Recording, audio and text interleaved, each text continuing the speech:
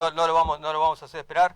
Obvio. Eh, bueno, estamos en contacto con Lucas Romero, director de Sinopsis, la consultora muy conocida, con quien vamos a hablar, bueno, un poco de qué nos dejó este cierre de lista y cuáles fueron los mensajes que dejó cada fuerza política con los candidatos que eligió. Lucas, ¿qué tal? Buen día, José Picón, Roberto Pascual te saludan. ¿Cómo andás? Buen día, José. Buen día, Roberto. ¿Cómo andan ustedes? Bueno, ¿Qué tal? Lucas, ¿qué nos dejó el cierre de lista? ¿Cuáles son los mensajes que hoy dejó el oficialismo con el cierre que hizo en la provincia de Buenos Aires y Juntos por el Cambio con esta interna de que parecería ser una moneda en el aire hoy? Sí, a mí me gusta analizar el proceso bajo dos conceptos. A Me ver. parece que son muy útiles para entenderlo. Uno es el concepto de la unidad y el otro es el concepto de la identidad. Ujú. Y creo que los dos ayudan a caracterizar el cierre de lista, ¿no?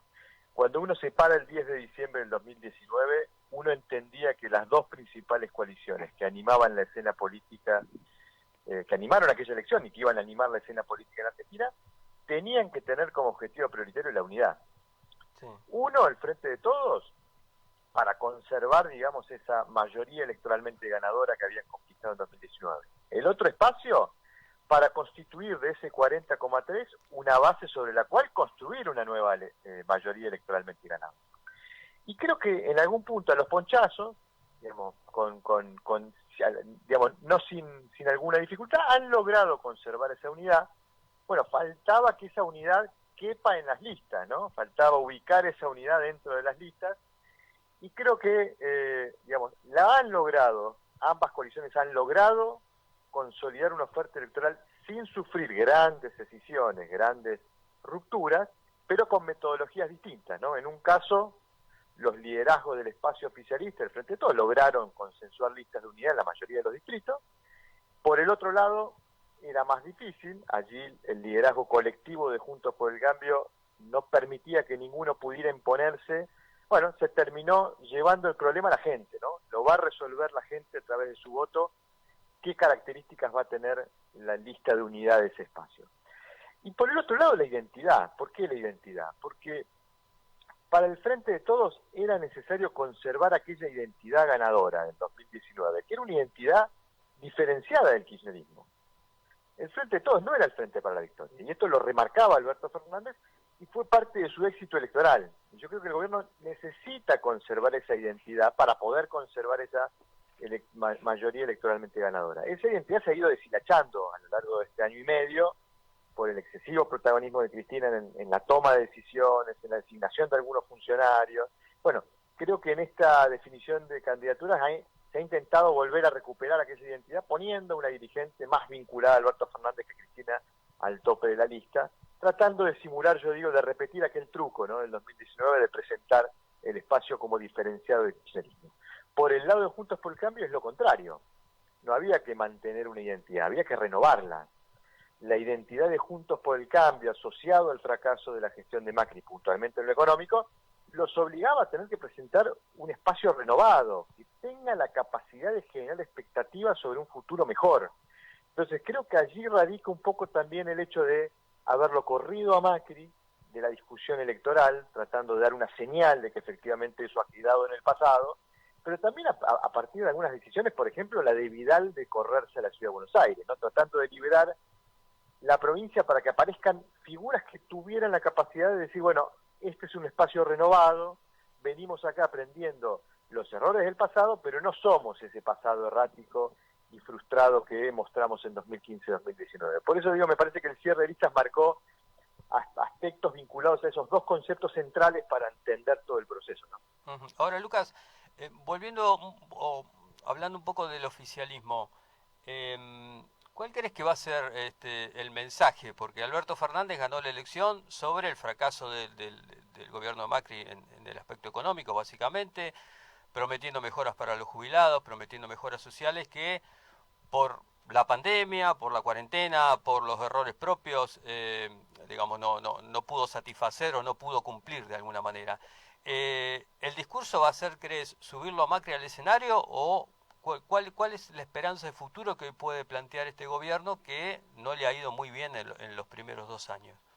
Sí, mira, a ver, si uno pone en el cuarto oscuro dos candidatos, Juan Cambio y Pedro Continuidad, sí, estoy absolutamente convencido que Juan Cambio arrasa, sí. que Juan Cambio gana la elección con amplio margen, con mucha comodidad. Es decir, la gente va a ir al cuarto oscuro a tratar de cambiar la situación del país, a tratar de cambiar lo que le está pasando. Allí está el desafío del oficialismo, porque para un oficialismo es difícil representar un cambio, si se es oficialismo. Por eso digo que en algún punto el gobierno va a tener que producir un hecho ciertamente inédito y difícil, que es borrar 2 años del calendario, ¿no? Tratar de retroceder el tiempo y volver a intentar repetir lo que fue la campaña del 2019, en el sentido de representar una expectativa de cambio hacia futuro. Y la forma, el mecanismo por el cual puede lograr borrar esos 2 años es decir, acá ocurrió una pandemia. Ujú. La pandemia no nos permitió lograr lo que nosotros queríamos lograr, no nos permitió atender las demandas que queríamos atender, no nos permitió dar respuesta a las demandas sociales. Finalizada la pandemia, estamos saliendo, ahora sí viene el gobierno del Frente de Todos. Yo creo que la estrategia va a ser esa. Cuando uno mira la presentación de candidatura, el acto del sábado pasado, da la sensación que viene por ese lado, ¿no? Tener presente la pandemia en el discurso permanentemente, porque es el factor exculpatorio, es lo que me permite a mí explicar por qué no pude dar respuesta a las demandas sociales, dice Alberto Fernández, y sobre esa base tratar de replicar la misma argumentación del 2019, ¿no? Lo que nos dejaron, lo venimos a cambiar. En ese marco, sí. perdón, en ese marco, se entiende bien la presencia de Goyán. Ahora, la doctora Zapaz es la mejor exponente de esa oferta que vos expresás, Lucas. Bueno, a ver, digamos, yo creo que tenía que ser una figura asociada a Alberto Fernández, por esto que digo de conservar esa identidad diferenciada del kirchnerismo. Si era una figura identificada con la vicepresidenta, iba a ser difícil de volver a presentar al Frente de Todos como algo distinto al Frente para la Victoria. Dentro de las opciones, el presidente propuso a Tolosa Paz, entendía que era la candidata ideal. Nuestros estudios, nuestra evidencia nos hablaba de que Santiago Cafiero era mucho mejor candidato que Victoria Tolosa Paz, con mucha más predisposición de voto, con mucha capacidad incluso de llegar a un segmento que el gobierno ha perdido, como el de los jóvenes. Pero bueno, el presidente entendía que no podía desprenderse de esa figura. Lo que no me queda claro es si esa situación, digamos, aún no sigue abierta, ¿no? El riesgo de que Santiago Cafiero deje la jefatura de gabinete. Me parece que va a depender mucho del resultado.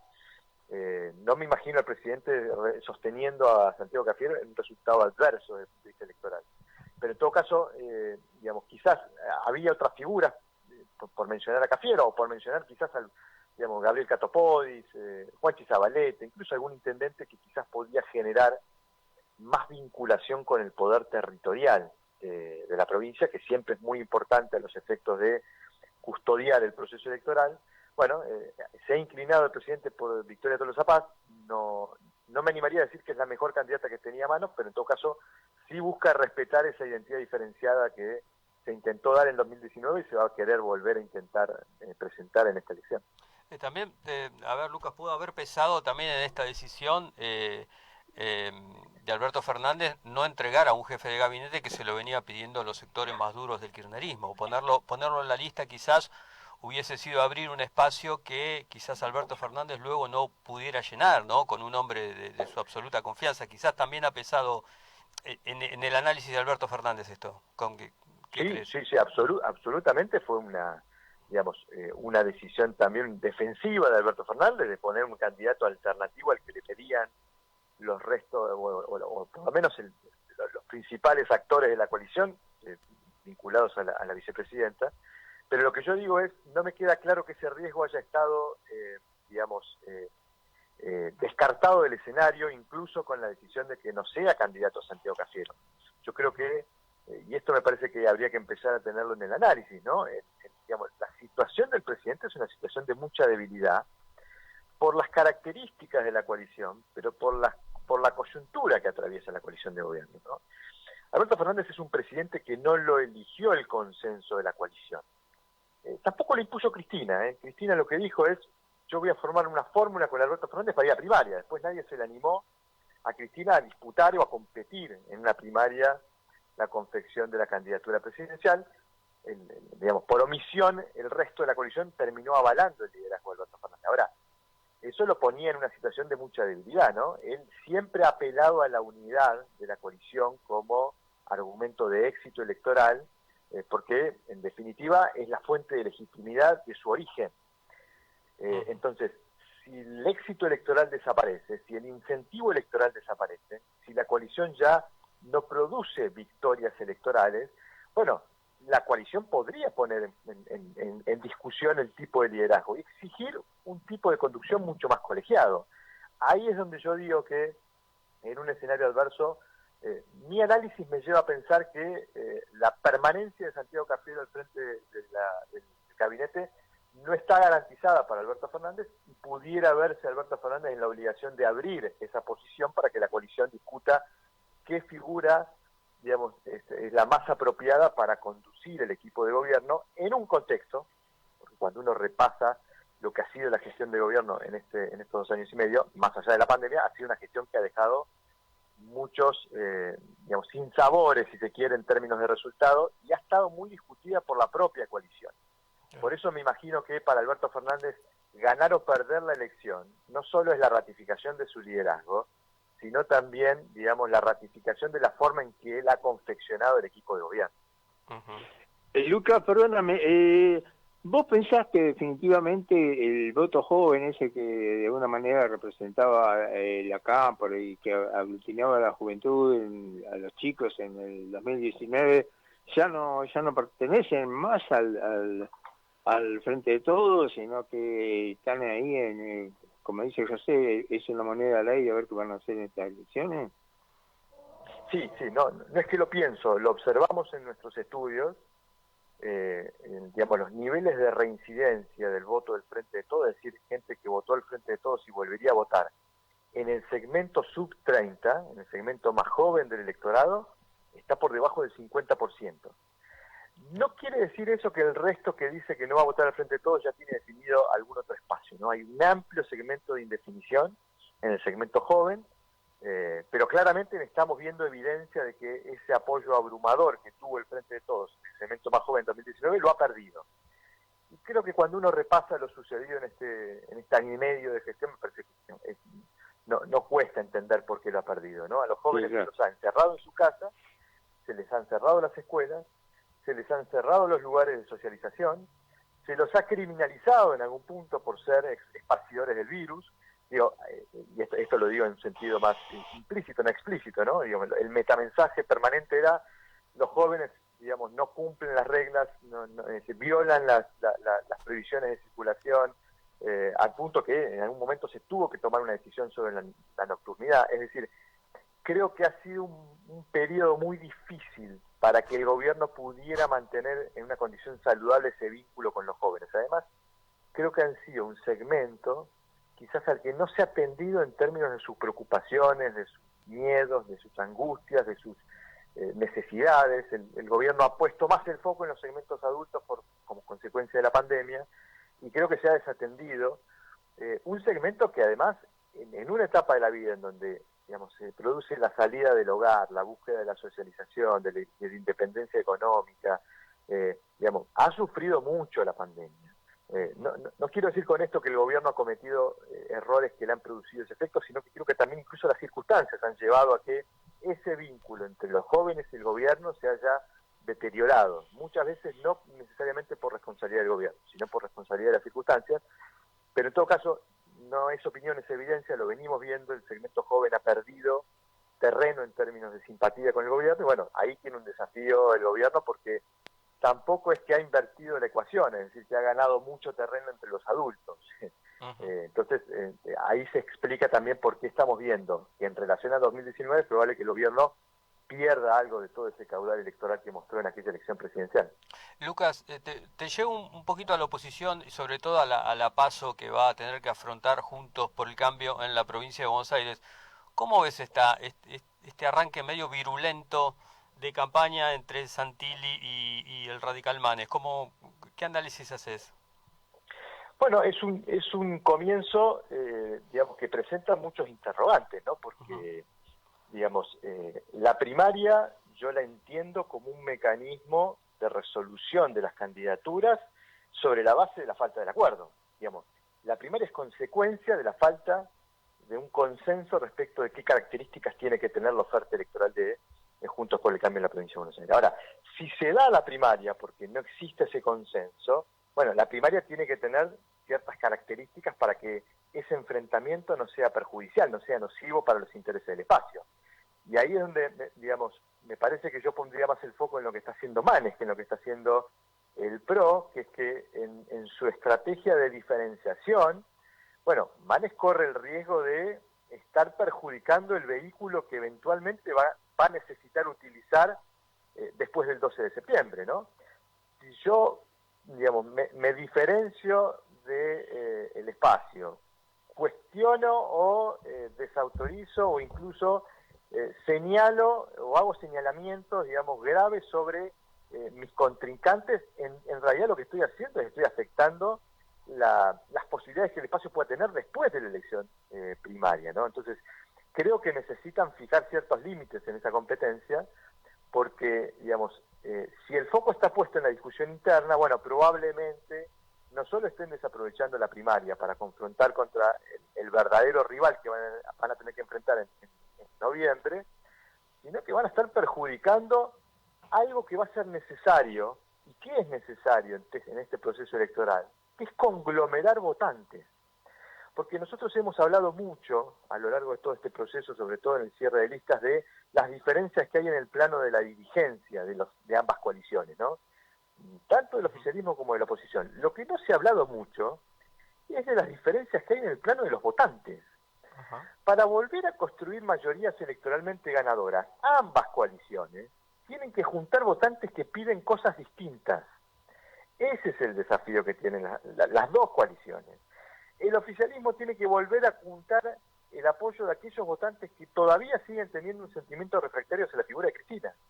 El votante de Cristina es un votante que ya está decidido, no se va a perder, va a estar en la urna apoyando el Frente de Todos, pero hay que retener aquel votante que en 2019 acompañó a Alberto Fernández, pero no porque Cristina estaba en la fórmula, sino a pesar de que Cristina estaba en la fórmula.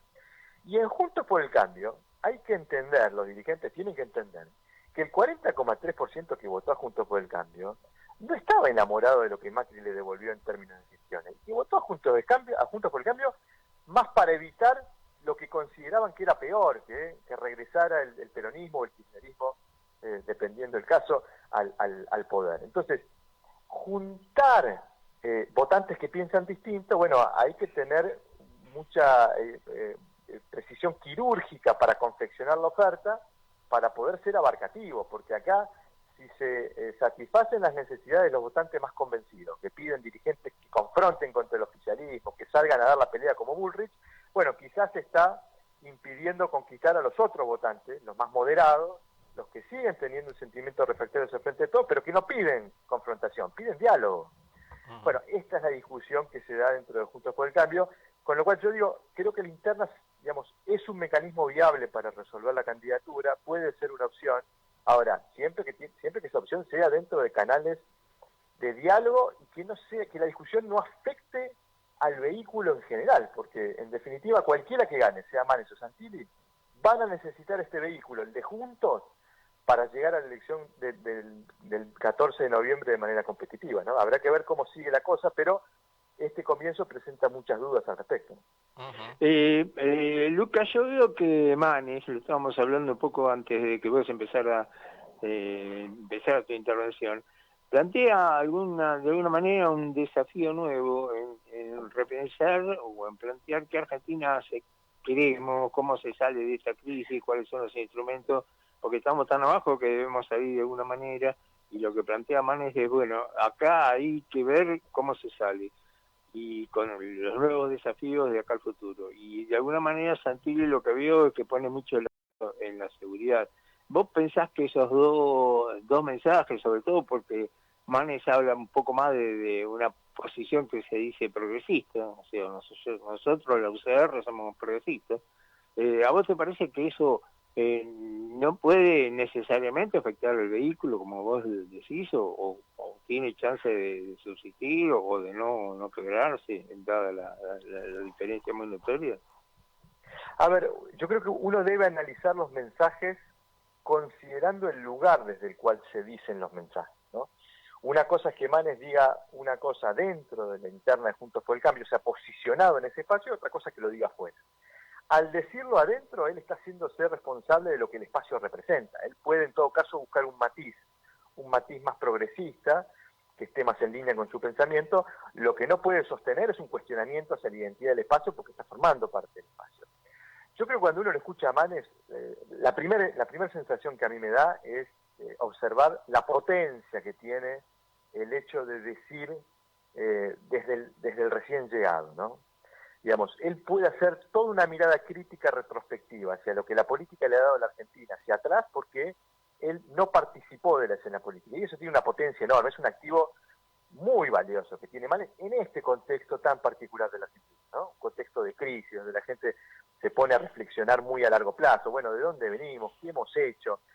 Para este momento, el discurso de Manes, digamos, pensando más estructuralmente en la Argentina, es potentísimo, es muy potente. Efectivamente, él tiene una mirada más progresista, la que tienen muchos dirigentes de Juntos por el Cambio, y bueno, quizás eso le ayude a estirar la base de apoyo hacia los segmentos, digamos, más posicionados en el centro del escenario, en el centro del espectro. El riesgo ahí es cómo retener al voto, digamos, más liberal, al votante que no piensa tanto como Manes. Por eso digo, hay que tener en cuenta que acá el desafío es conglomerar votantes.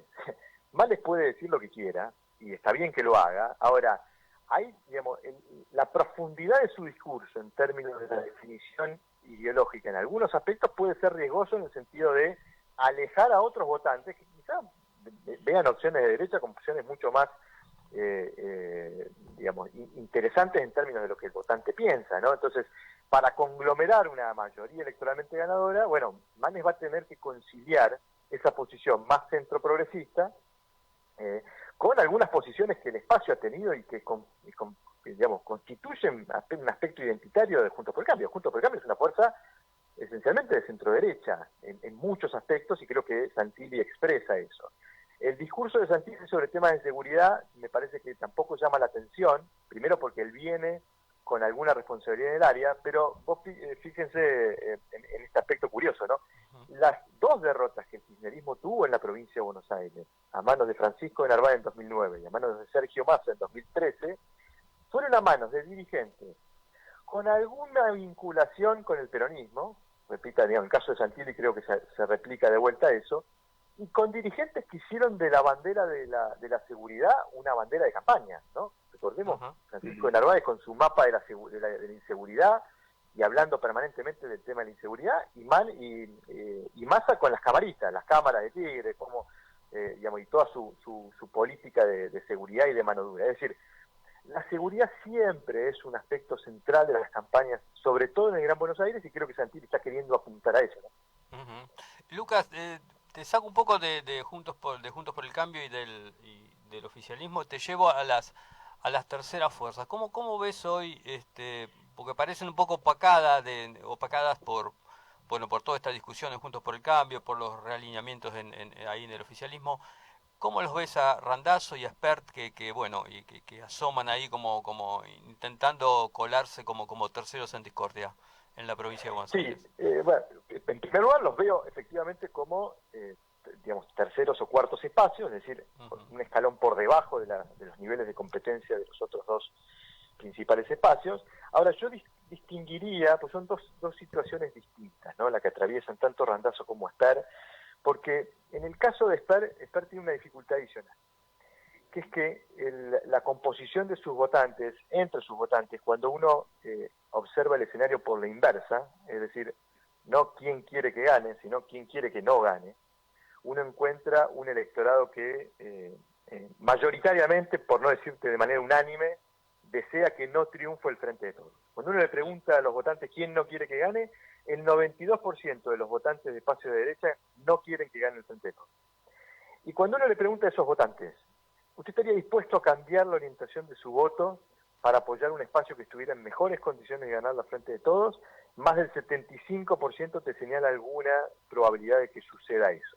Es decir, a Spert lo amenaza el voto estratégico, lo amenaza el voto útil. Habrá que ver cuánto saca Spert en la PASO y cuánto de eso puede retener hacia la general si es que Juntos por el Cambio muestra un resultado competitivo en la PASO. Es decir, supongamos que Juntos por el Cambio pierde la primaria, pero por menos de 5 puntos de ventaja, bueno, va a ser una presión enorme para Esper para poder retener esos votantes y no se le vayan a acompañar la posibilidad de que Juntos por el Cambio le gane efectivamente al Frente de Todos. En el caso de Randazzo es distinto, porque ahí no hay una mirada nítidamente anti-Frente de Todos en sus votantes.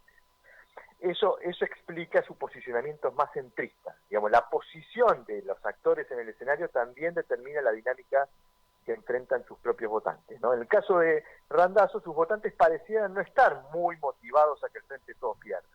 Son votantes probablemente desencantados del Frente de Todos, muchos de ellos, y otros que han venido sosteniendo posiciones de apoyo a peronismos no kirchneristas, ¿no? Con lo cual, digamos, no hay ahí una animosidad hacia el Frente de Todos que le pongan a Randazzo el riesgo del voto útil o del voto estratégico.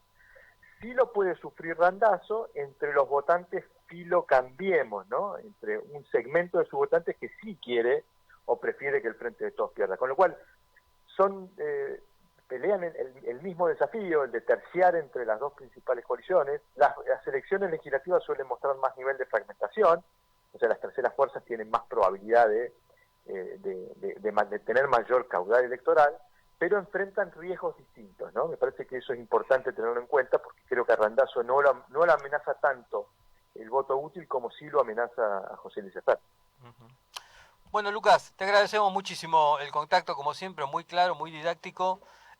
Bueno, y te vamos a andar molestando seguramente. ¿Tenés números? ¿Hicieron encuestas, Lucas? ¿Están cerrando estos días? Sí, no, tengo números, pero no con el escenario definido. Obviamente veníamos pidiendo intención de voto por espacio, tratando de identificar. Nosotros veníamos viendo una ventaja del Frente de Todos por sobre Juntos por el Cambio, que se había venido achicando, había estado en torno al 6, 7 puntos en abril, mayo, en junio, julio ha venido achicándose. Nuestro último registro la diferencia está por debajo de los 5 puntos, pero insisto, eran mediciones por espacio.